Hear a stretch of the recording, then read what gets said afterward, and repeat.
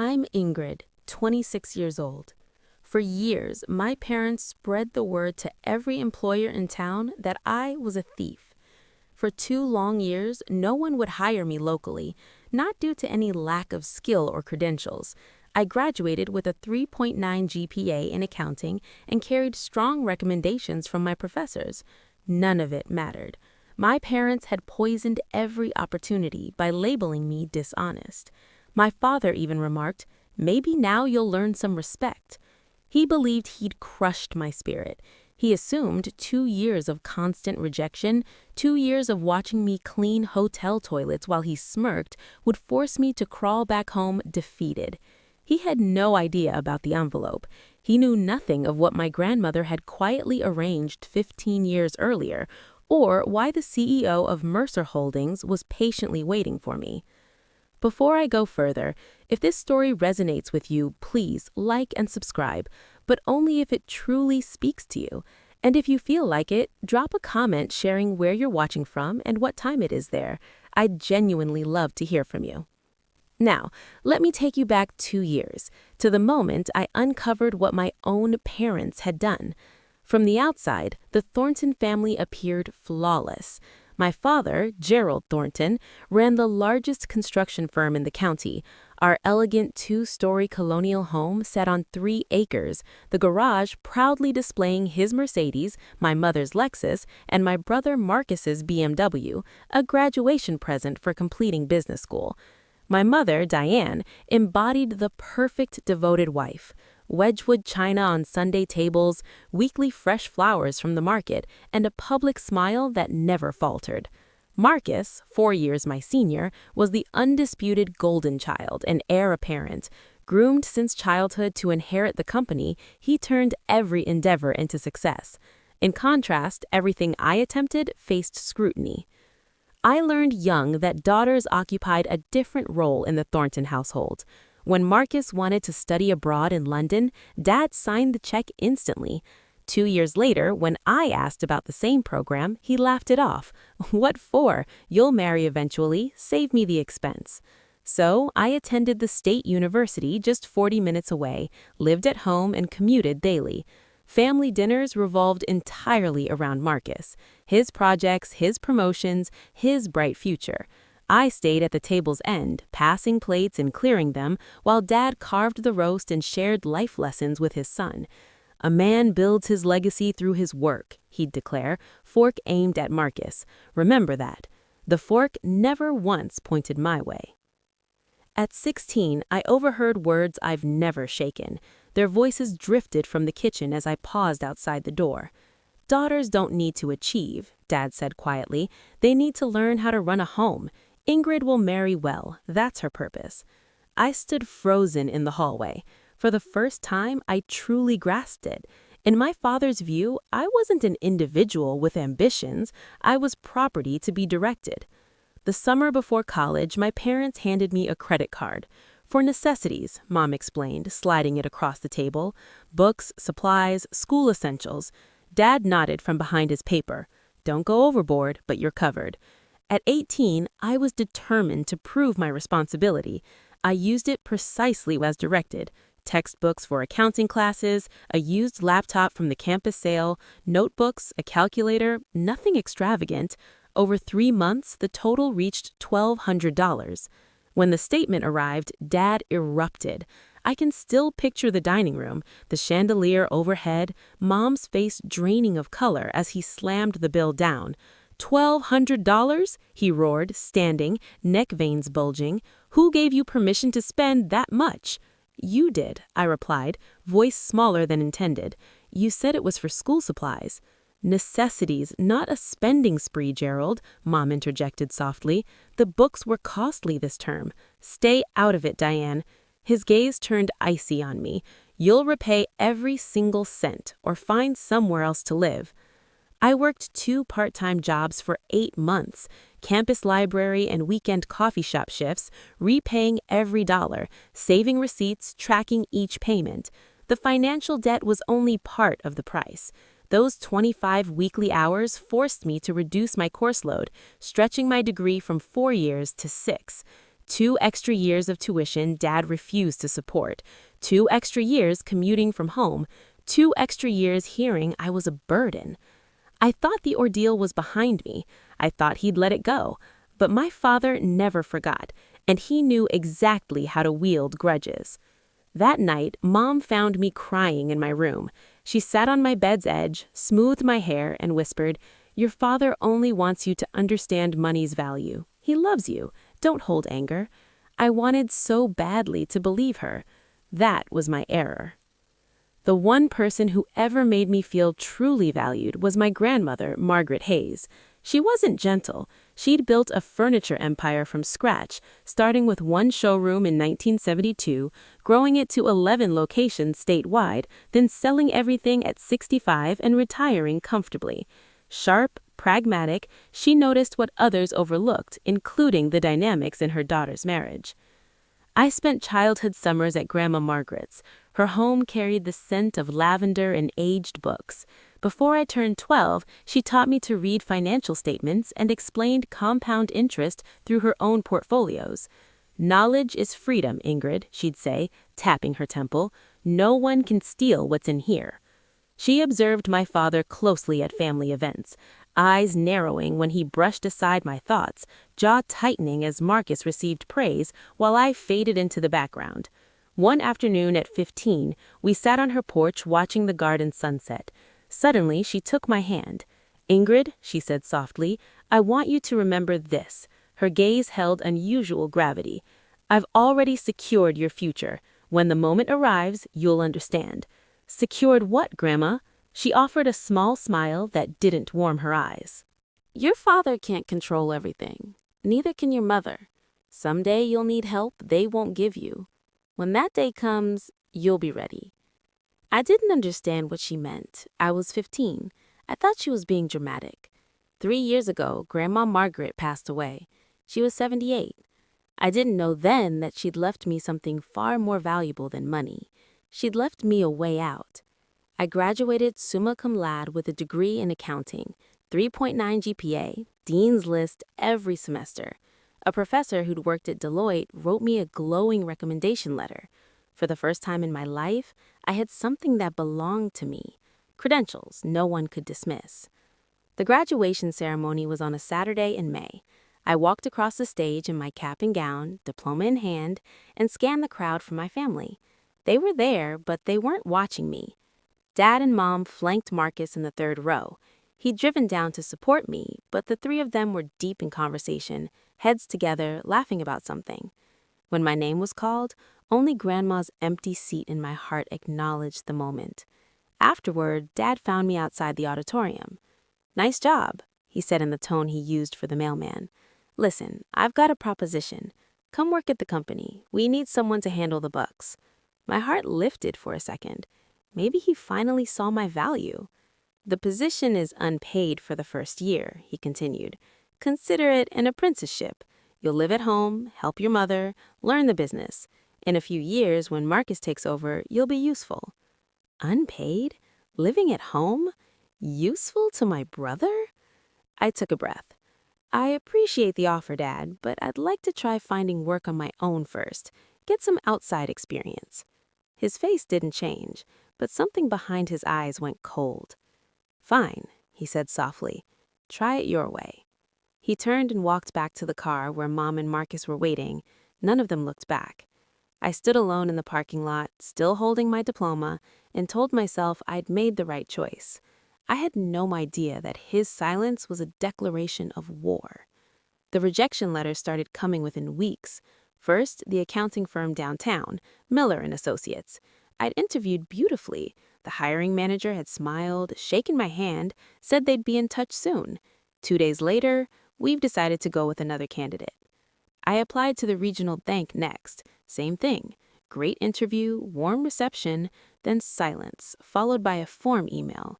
Then the insurance company, the property management firm, the medical billing office, the credit union. 15 applications, 15 interviews, 15 rejections. I started doubting myself. Maybe my resume wasn't strong enough. Maybe I said something wrong. Maybe I was overestimating my abilities. I spent nights revising my cover letters, practicing interview answers in the mirror, reading career advice blogs until my eyes burned. Nothing changed. One afternoon, I walked into Patterson Financial Services for what felt like my 20th interview. The HR manager, a woman in her 50s with kind eyes, listened to my answers, nodded along, and then paused. She looked at me for a long moment. Something shifted in her expression. "Miss Thornton," she said slowly, "I'm going to tell you something I probably shouldn't." My stomach tightened.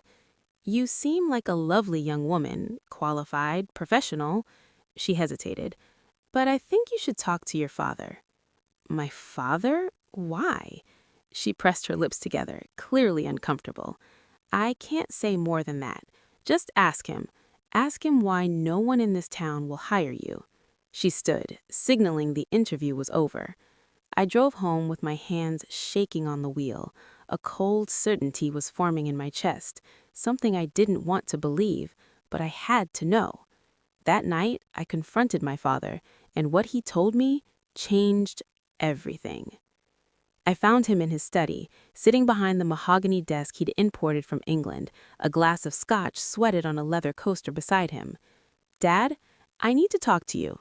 He didn't look up from his papers. "Make it quick." "Why can't I get a job?" That made him look up.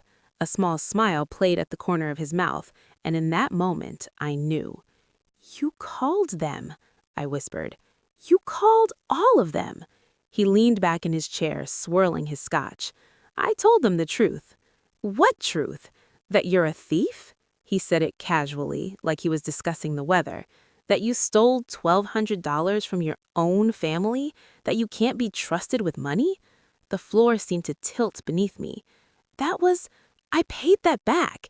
Every cent. You know I paid that back." "Did you?" He shrugged. "That's not how I remember it." "Dad," my voice cracked, "those were textbooks. You said I could "What I remember," he interrupted, "is my daughter stealing from me. And I think potential employers deserve to know what kind of person they'd be hiring." My mother appeared in the doorway, twisting her hands. Something flickered across her face. Guilt, maybe? Or the ghost of the woman she used to be before 30 years with Gerald wore her down. "Gerald, maybe we should—" "Diane, this is between me and Ingrid." She flinched. For a split second, her eyes met mine, and I saw it. She knew this was wrong. She knew. But she looked away, retreating into silence like she always did. That hurt almost more than Dad's cruelty. He was a monster. She was a witness who chose not to see. I stared at him, tears burning behind my eyes. "Why? Why would you do this to me?" He stood slowly, walked around the desk, and stopped in front of me, close enough that I could smell the scotch on his breath. "Because you needed to learn respect. You turned down my offer. You thought you could make it without this family, without me." He smiled. "Maybe now you understand. You can't." "Come home," Mom said softly from the doorway. "Work for your father. This can all go away." I looked between them, my mother's pleading face, my father's cold satisfaction, and I understood. This wasn't about respect. This was about control. In a small town, gossip travels faster than truth. Within weeks, I felt the shift everywhere I went. At the grocery store, neighbors who'd known me since childhood suddenly couldn't meet my eyes. At church, conversations hushed the moment I passed by.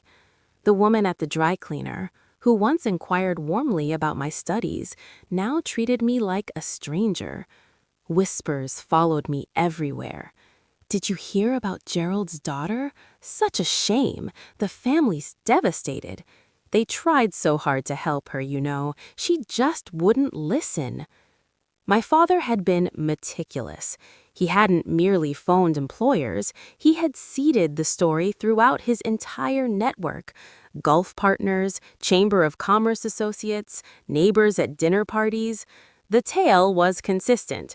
Troubled daughter, chronic theft issue, long-suffering family doing their best to cope.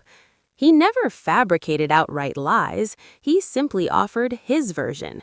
And in a town where Thornton Construction had erected half the commercial buildings, his version became the only one that counted. Marcus made it crueler. One morning, I ran into him at the coffee shop, one of my former part-time jobs. He sat with friends, guys I dimly remembered from his fraternity days.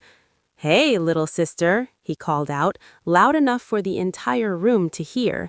"Still hunting for work? I heard Dad might have an opening." He paused, then laughed.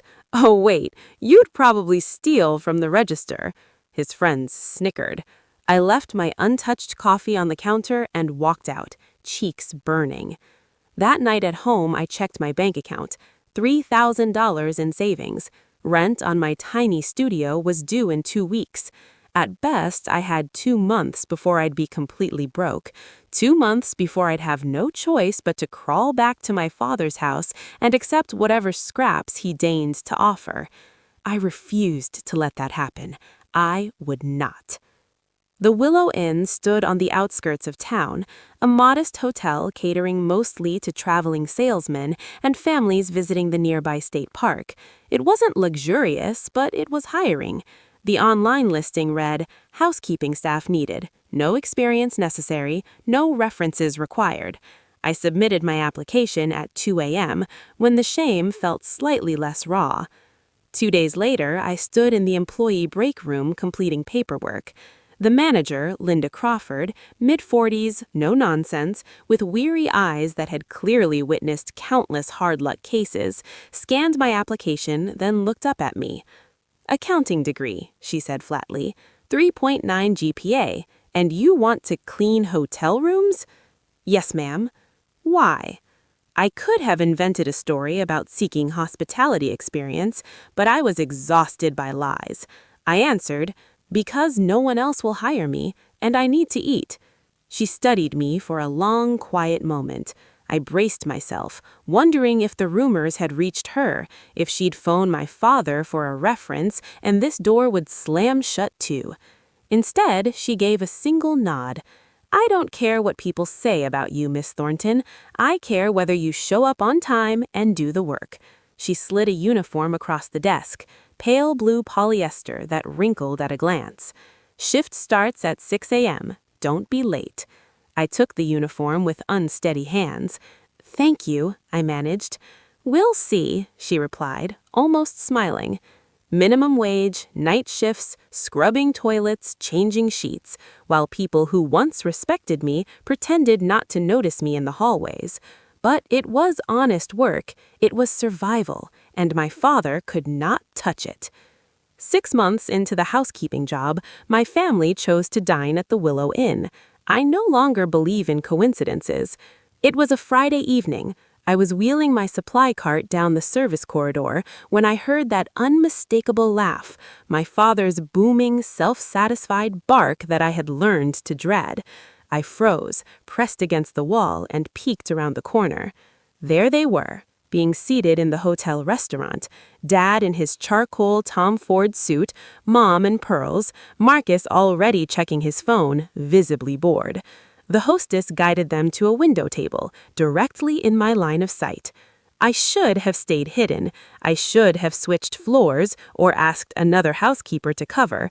But before I could retreat, my father's gaze locked onto me, the cart, the uniform, the yellow rubber gloves on my hands. His face split into the widest, most triumphant grin I had ever seen. "Well, well," he said, nudging Mom and pointing straight at me. "Diane, look, our daughter's found her true calling." Mom's expression flickered, shame perhaps, or something I couldn't quite name. Marcus simply laughed. "Hey, Ingrid," my brother called across the restaurant, loud enough for the entire room to hear. "Missed a spot in room 204. Several diners turned. Some recognized me. The whispers began. I stood there in my wrinkled polyester uniform, clutching a toilet brush, while my family watched from their white tablecloth table with crystal water glasses and Rolex watches. My father lifted his wine glass in a mocking toast. "Maybe now," he said, just loud enough to carry, "you'll finally learn to respect us." I didn't cry, I didn't run.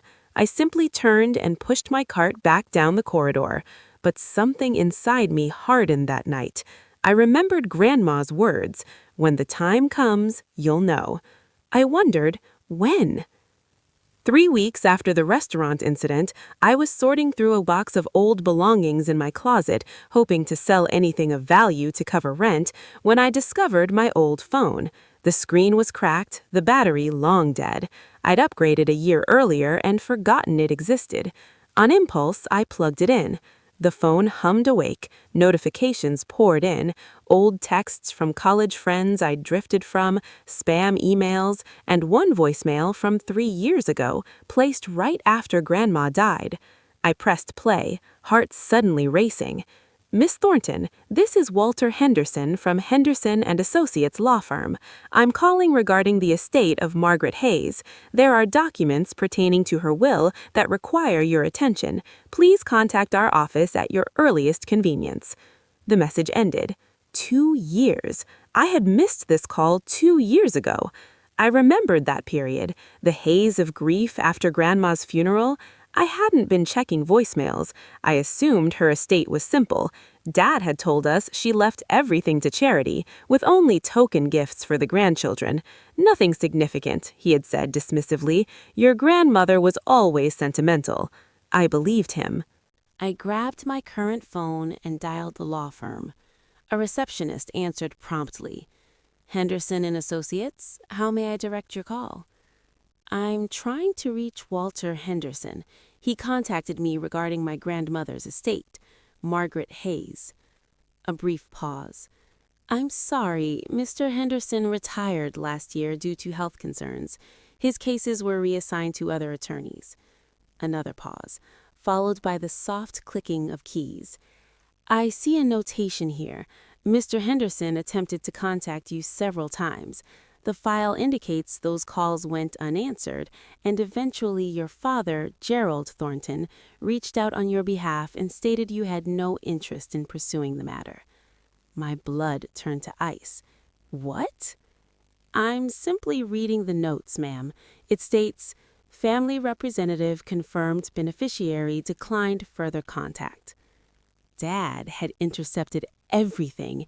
He had told them I wasn't interested. "Can you tell me where the case was transferred? To whom?" "I'd need to verify our records. May I have your number so we can follow up?"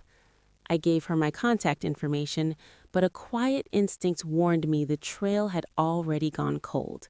Still, one truth burned clear. There was something in Grandma's estate my father had deliberately hidden, something he never wanted me to discover. A month later, my father called. I almost let it go to voicemail, but a flicker of desperation, or perhaps foolish hope that things could still mend, made me answer. "Ingrid," he began, his voice unusually warm, almost tender. "How are you?" "Fine, Dad." "Listen, I've been thinking. This has dragged on long enough. Your mother misses you. I miss you." He paused for effect. "Come home." I stared at the water stains spreading across my ceiling, the one I couldn't afford to repair. "Come home and do what?" "Work at the company. We need help with bookkeeping. I'll pay you, not much at first, but something. You'll live with us, save money, get back on your feet." It sounded almost reasonable. Almost. "And the job hunting? The things you told everyone about me?" "Water under the bridge," he said smoothly. "Come home and I'll make a few calls, clear everything up." "And if I don't?" The warmth vanished instantly, like a switch flipped off. "Then keep scrubbing toilets until you wise up. Your choice." I closed my eyes. "I need to think about it." "Don't think too long. This offer won't last forever." He ended the call. That night, my mother phoned separately.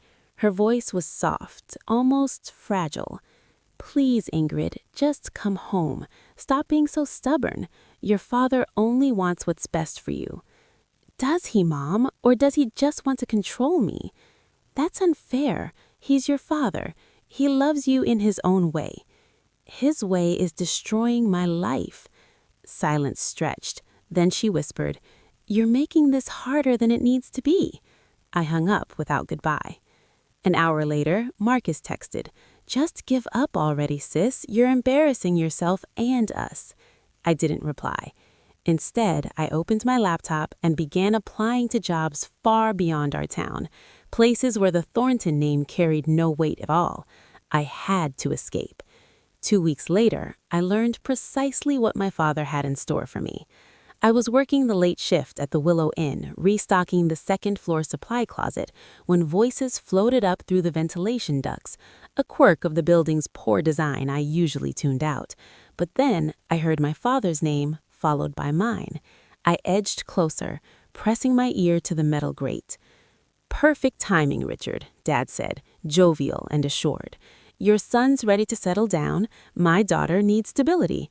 We merged the families, merged the businesses, Thornton Construction and Palmer Plumbing. We dominate the entire county." A second voice, older, gruffer. "She's the one who's been causing trouble, the theft thing." "That's handled. I've almost got her ready to come home. A few more months of this and she'll agree to anything, including meeting your boy." My blood froze. An arranged marriage? "I prefer to call it a strategic alliance," Dad said with a chuckle. "But yes, she'll do what she's told.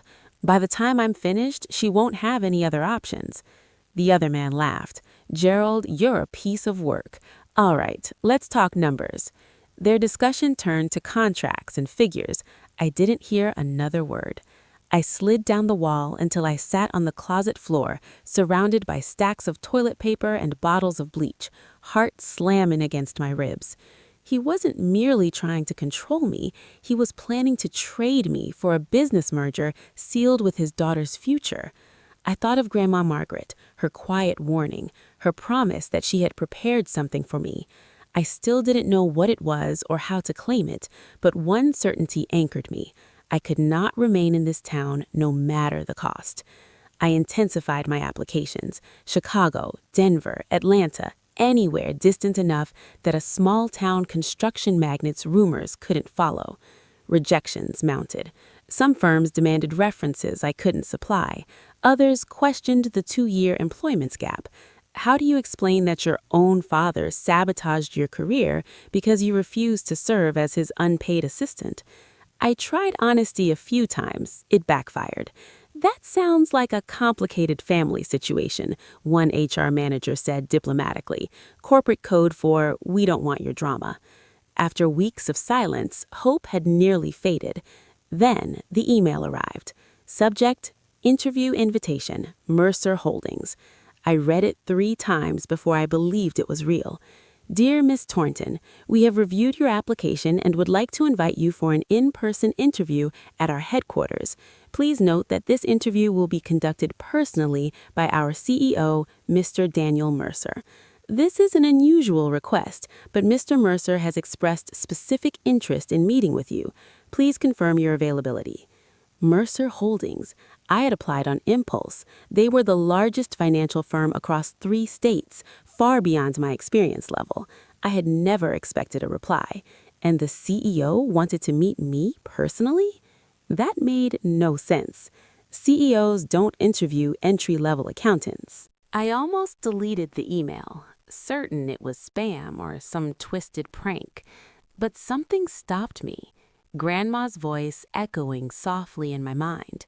"When the time comes, you'll know." Before doubt could win, I hit reply. "Dear Sir or Madam, I am available at your earliest convenience." 2 days later, I boarded a bus to the city, dressed in a second-hand navy suit I'd found at Goodwill, with exactly $47 in my pocket and no clear idea what awaited me. The night before the interview, I checked into a budget motel near the bus station. The room carried the faint scent of industrial cleaner and stale cigarettes. The mattress dipped deeply in the center, but it was clean, it was private, and tomorrow might rewrite my future. I hung the Goodwill suit in the bathroom, letting the shower steam smooth the wrinkles. I polished my only pair of black heels, scuffed at the toes but acceptable if no one inspected too closely. I rehearsed answers until midnight. "Tell me about yourself." I graduated summa cum laude with a degree in accounting.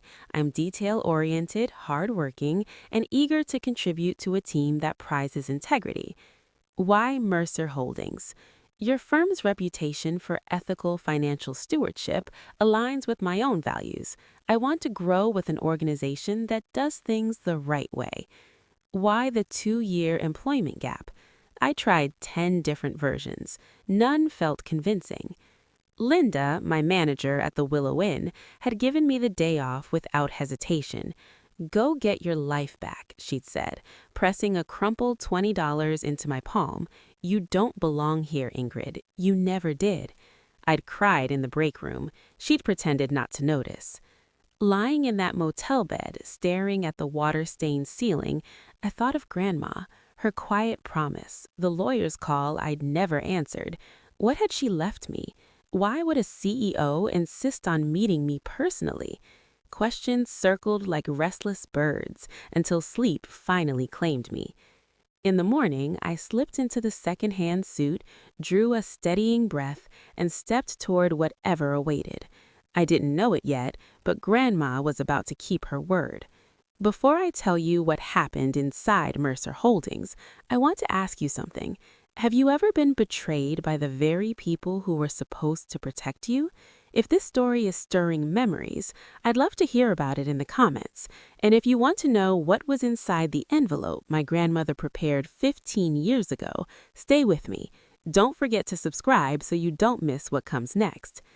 The morning of the interview, my phone rang as I walked toward the Mercer Holdings Tower, a soaring column of glass and steel that made my second-hand suit feel even smaller.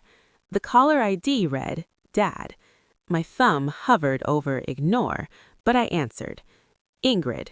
His voice was flat, icy. I hear you have an interview today. My stomach plummeted. How do you know that? How do you know? Marcus follows your little social media, very careless, tagging your location at the bus station, posting about buying a ticket to the city.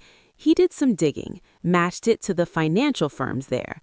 I'd made one cautious Instagram story, vague optimism about new beginnings. I hadn't named Mercer Holdings, but I tagged the bus station. Marcus must have cross-referenced destinations and job markets. Stupid, so stupid. It doesn't matter, Dad. This is none of your... I know people in finance, Ingrid. The industry is smaller than you think. He let the threat linger. One phone call, that's all it takes. You wouldn't want to test me. Or better yet, come home now and end this nonsense. Last chance. I stood on the sidewalk, 50 feet from the building that might save my life, while my father tried to burn it down from 300 miles away. My phone buzzed again, a text from Marcus. You're done, sis. Dad already called them. Enjoy the bus ride home.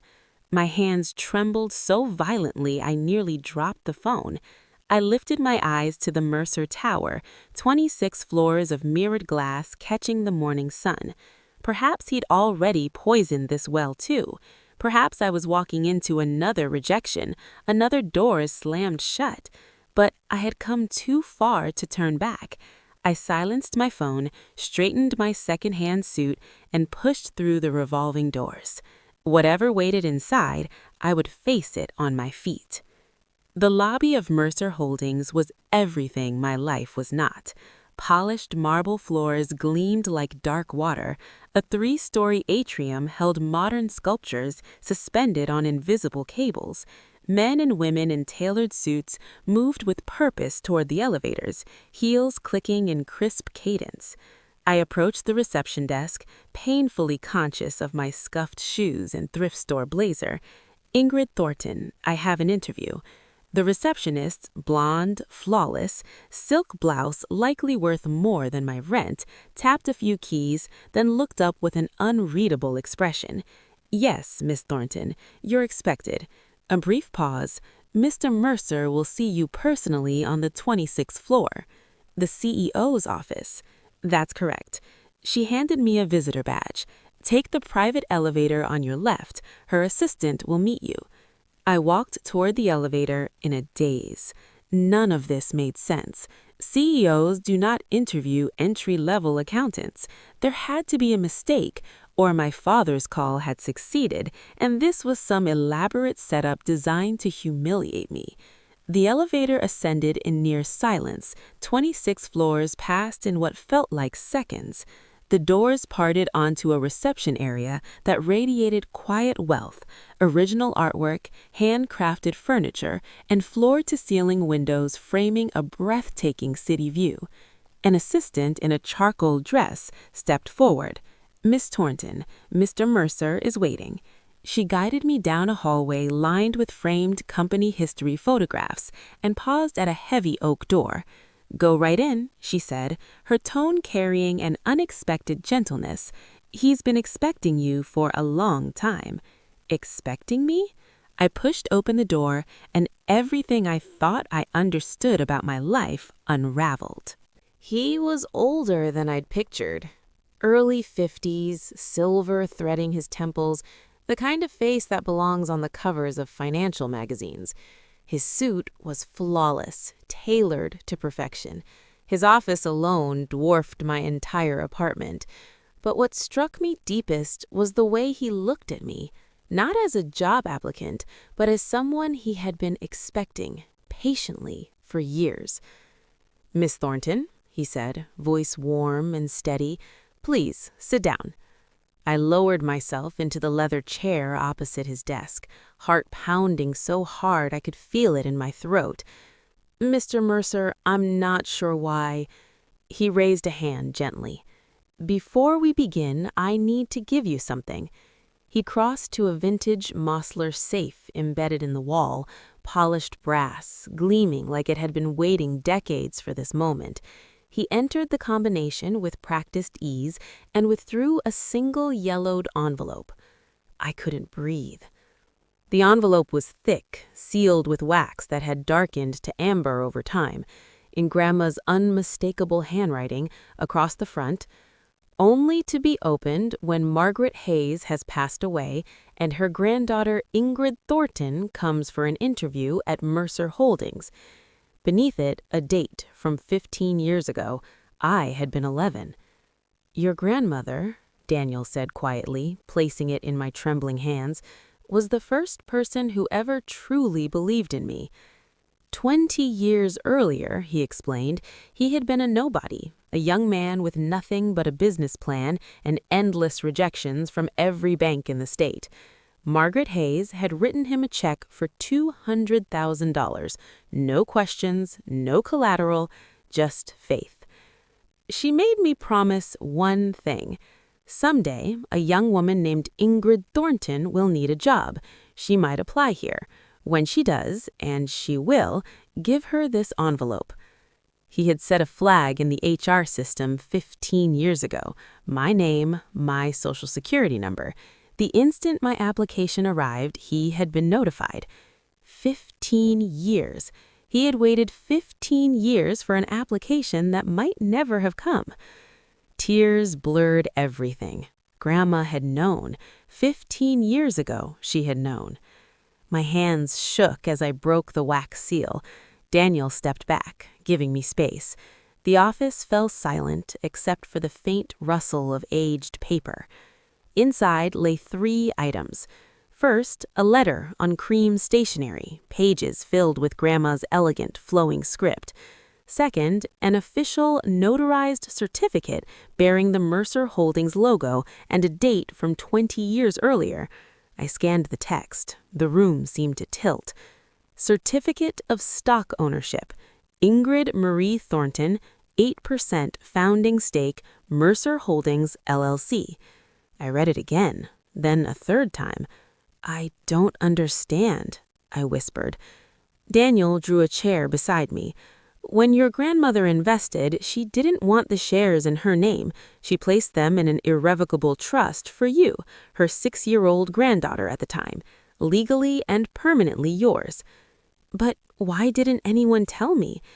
"The trust was structured to remain silent until either Margaret passed away or you sought employment here, whichever came first.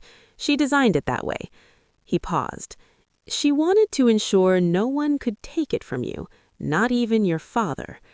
The third item was a small leather journal, its pages soft and yellowed with age. I opened it. Entries stretched across decades. October 1998. Gerald screamed at Diane about household spending. Diane cried for 2 hours. March 2002. Gerald refused to pay for Ingrid's piano lessons, called them a waste of money for a girl. June 2008. Gerald forbade Ingrid from applying to out-of-state colleges. Women don't need fancy degrees. Page after page. She had watched, documented, prepared. Your grandmother knew, Daniel said softly, exactly what kind of man your father is. She couldn't stop him directly, so she built you an escape route. I was crying openly now, couldn't stop. She had loved me this fiercely. Daniel offered me a glass of water and stepped outside, granting me privacy. I sat alone in his vast office, clutching Grandma's letter like it was fragile glass. My dearest Ingrid, if you're reading this, then I've left this world and you found your way here. I'm sorry I couldn't place this in your hands myself. I want you to understand why I did what I did. I watched your mother marry Gerald. I saw the signs from the beginning, the control, the cruelty masked as discipline, the way he diminished everyone around him to feel powerful. I begged your mother to leave. She refused. She believed she could change him. I couldn't save my daughter, but I swore I would save you. From the moment you were born, I saw something in you, a spark Gerald could never extinguish. You questioned him, you dreamed beyond his narrow walls, and I knew with absolute certainty that one day he would try to break you for it. So I built you an insurance policy. Mercer was a young man with vision when I invested in his company.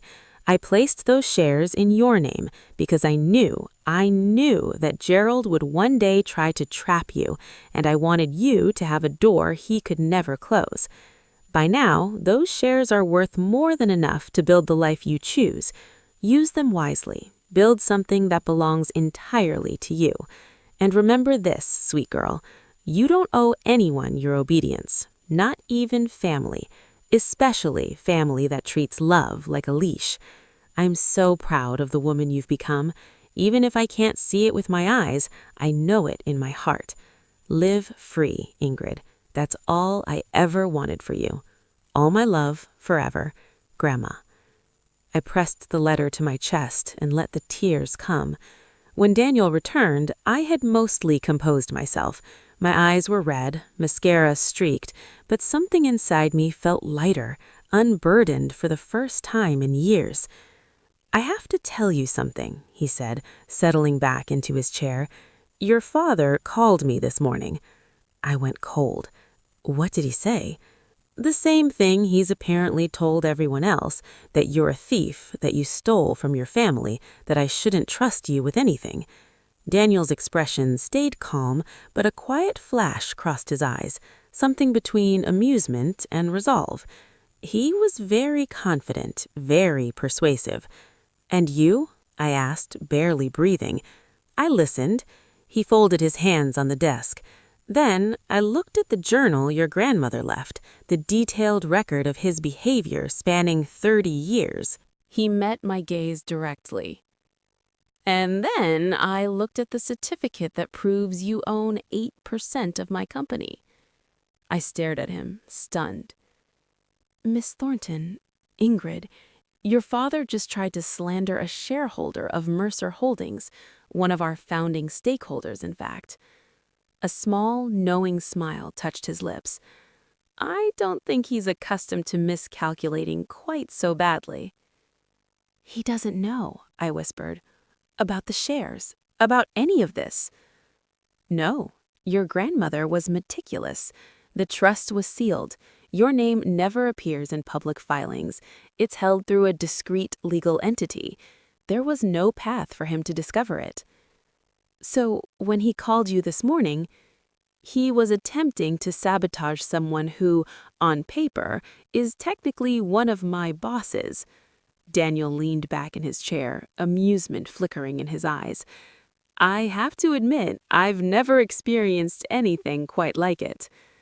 I pictured my father, smug, certain he'd crushed my final hope. I pictured Marcus's gloating text. They had no idea what was waiting. For the first time in 2 years, a genuine smile curved my lips. Daniel leaned forward. "There's something I'd like to propose."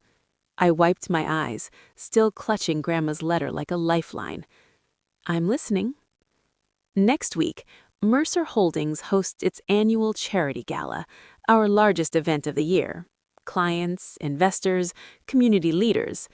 He paused meaningfully. "Your father will be there." My stomach tightened. "He's invited?" "He invited himself, actually. He's been aggressively networking for months, convinced his construction firm would make an ideal partner for us. I've been politely declining."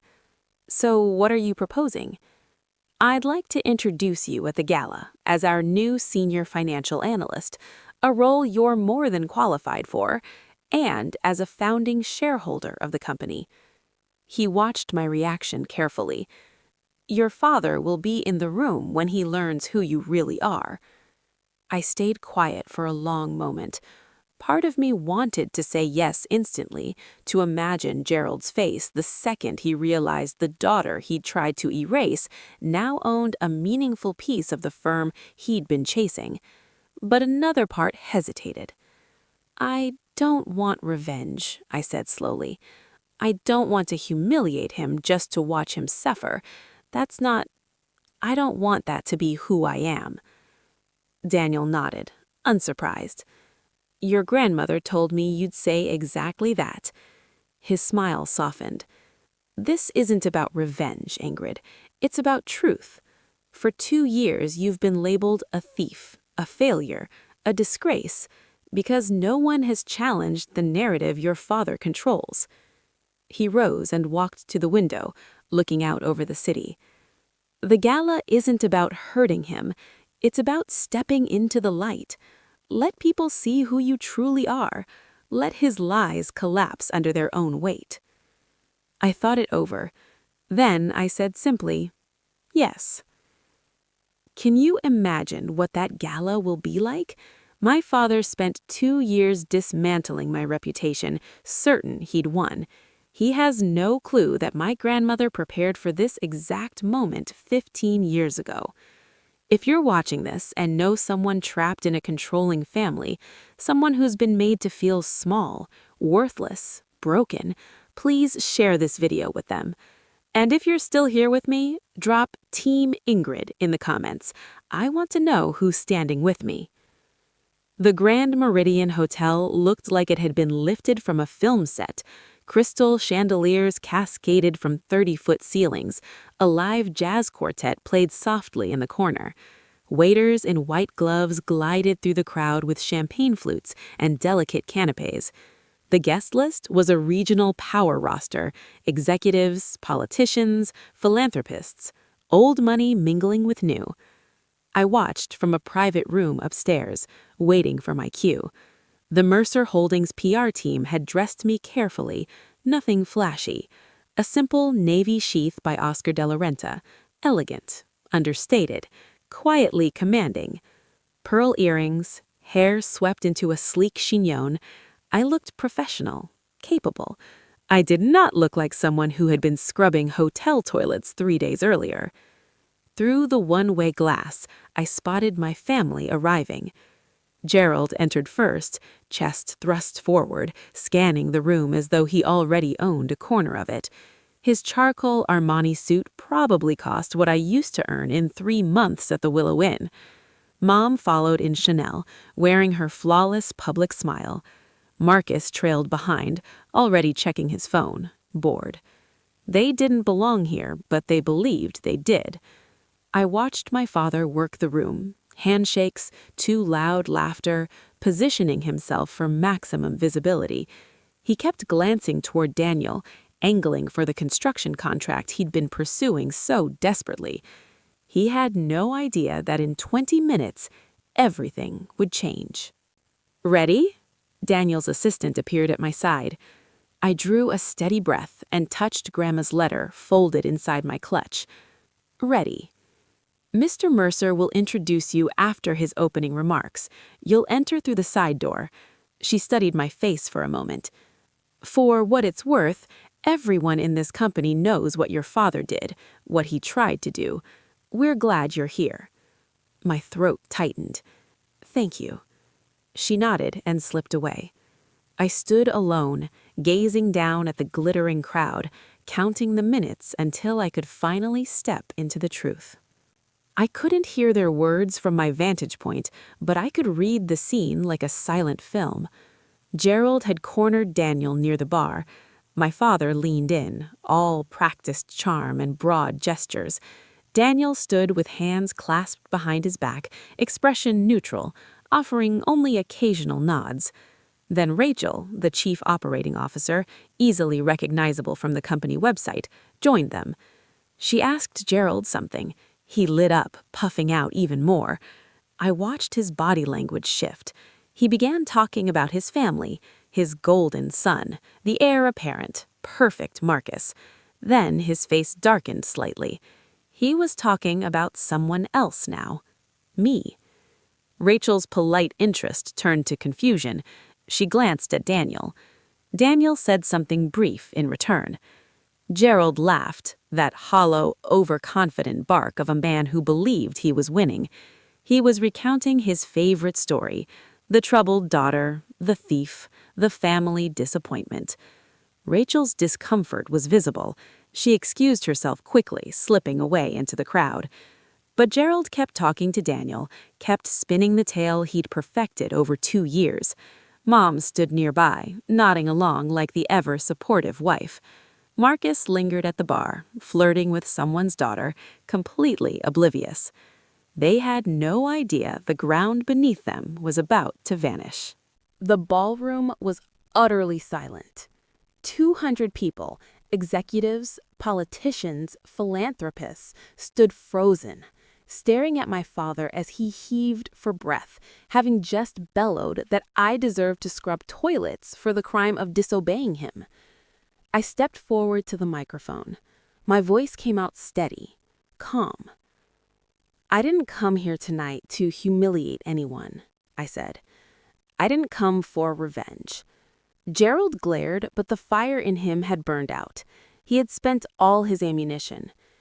I came here because for 2 years, I was branded a thief, a failure, a disgrace. I was blacklisted from every job in my county. I was mocked for taking the only position I could find. I was told that if I wanted to survive, I had to surrender my freedom to a man who viewed me as property. I looked directly at my father, not with anger, not with hatred, only clarity. The $1,200 my father calls theft was money he gave me for textbooks. I repaid every cent. I kept every receipt. I paused. But even if I hadn't, even if I had made a genuine mistake, does that justify 2 years of deliberate sabotage? Does it justify attempting to arrange my marriage to secure a business merger? Murmurs rippled through the crowd. My grandmother saw what I couldn't yet see. She understood exactly what kind of man my father was. She couldn't save my mother, but she found a way to save me, not with magic, not with luck, but with meticulous planning, ironclad legal documents, and a love that looked far into the future. I turned back to Gerald. Dad, I don't hate you, but I'm done. I'm done chasing your approval. I'm done accepting your definition of my worth. My voice never wavered. This is my boundary. I wish you well, but I will no longer allow you to control my life.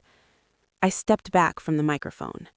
The room exploded into applause. My family left without another word. I watched them go. Gerald storming toward the exit, face purple with rage. Mom hurrying after him, head bowed. Marcus trailing behind, staring into his phone as though he could vanish inside it. No one stopped them. No one offered polite small talk. 200 people watched Gerald Thornton depart in stunned silence. After they were gone, the room seemed to breathe again. The jazz quartet resumed playing. Conversations restarted, softer now, more thoughtful. Then something unexpected began. A woman in her 50s approached, elegance, wearing pearls that likely cost more than my old apartment. I recognized her, the HR director from Patterson Financial Services, the one who had quietly told me to speak with my father. "Miss Thornton," she said, voice thick with regret, "I owe you a profound apology. It's all right." "It isn't." She pressed a business card in my hand. "When you're ready, if you're ever ready, I'd like to discuss real opportunities. No interference, no questions from anyone else." She slipped away before I could answer. Then another person approached, then another. Business cards, firm handshakes, quiet words of sorrow. "I'm so sorry. I believed the stories. If I'd known the truth, your grandmother would be so proud." Daniel appeared beside me, holding out a glass of sparkling water. "How are you holding up?" "I don't know," I admitted. "Still processing, I think." He smiled gently. "The shares, by the way, at current valuation are worth approximately $2.4 million. You'll want to meet with our legal team, but they're yours, completely free and clear." $2.4 million. The number refused to settle in my mind. "Also," he added, "your new office will be ready Monday if you're still interested in the senior analyst position." I laughed, a slightly shaky, almost hysterical sound. "Yes," I said, "I'm interested." 1 month later, my life looked entirely different. I had a corner office on the 14th floor of Mercer Holdings, not the largest, but it had a window overlooking the city skyline, and my nameplate was on the door. I had an apartment, small but entirely mine. A 1-bedroom in a secure building with a doorman and a gym I still hadn't used. Fresh flowers on the kitchen table, simply because I could afford them now. I had colleagues who respected my work, a boss who valued my contributions, a career that belonged to me alone. The news of Gerald's outburst had raced through the regional business community like wildfire. Within weeks, 3 major contracts were canceled. Partners quietly distanced themselves from a man who had publicly confessed to sabotaging his own daughter. Thornton Construction still stood, but it was smaller, diminished, its reputation permanently scarred. Mom called once. "Can you forgive us?" she asked, voice small and fragile. "Can we be a family again?" "I forgive you, Mom," I said, and I meant it. The anger had softened into something quieter, sadder. "But I'm not coming back. I can't live under those conditions anymore." She cried. I listened. When she hung up, I felt sorrow, but no guilt. Daniel sent a texted apology, generic, polished, likely drafted by a consultant. I replied simply, "Thank you." Nothing more. Perhaps someday we could rebuild something. Perhaps not. Gerald never reached out. I never expected him to. On a quiet Sunday afternoon, I drove to the cemetery where Grandma Margaret rested. I brought her favorite flowers, yellow roses, and sat beside her headstone. "You saved me," I whispered. "You saw it coming years in advance, and you saved me." The wind moved gently through the trees. "I'll make you proud, Grandma. I promise." I stayed until the sun dipped low, feeling for the first time in years completely free. Sometimes I take out Grandma's letter and read it again. "Live free, Ingrid. That's all I ever wanted for you." She couldn't have known the precise shape of the cruelties my father would unleash, or the exact moment I would reach my limit, but she understood the pattern. She knew the kind of man my father was. She couldn't save my mother, but she found a way to save me, not with magic, not with luck, but with meticulous planning, ironclad legal documents, and a love that looked far into the future. That's love. Not empty words, not fragile promises, but deliberate, protective action. If I've learned anything from these 2 years, it's this. The people who truly love you don't control you. They give you options. They build foundations you can stand on. They trust you to find your own path. Boundaries are not betrayal. I spent so long feeling guilty for wanting independence, for refusing to be the obedient daughter my father demanded. I thought something was wrong with me. There wasn't. There never was.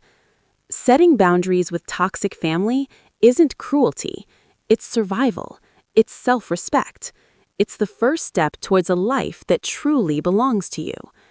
And sometimes the help you need arrives from the most unexpected places. A grandmother's foresight, a stranger's quiet kindness, an opportunity you almost dismissed. Keep going. Even when every door appears locked, somewhere, something is being prepared for you. I keep Grandma's letter in my wallet. The paper is soft now, the creases worn thin from handling. Don't let anyone control you with money. Build something that belongs to you. I'm building it, Grandma. Every single day. I'm building it. And I'm finally free. That's my story.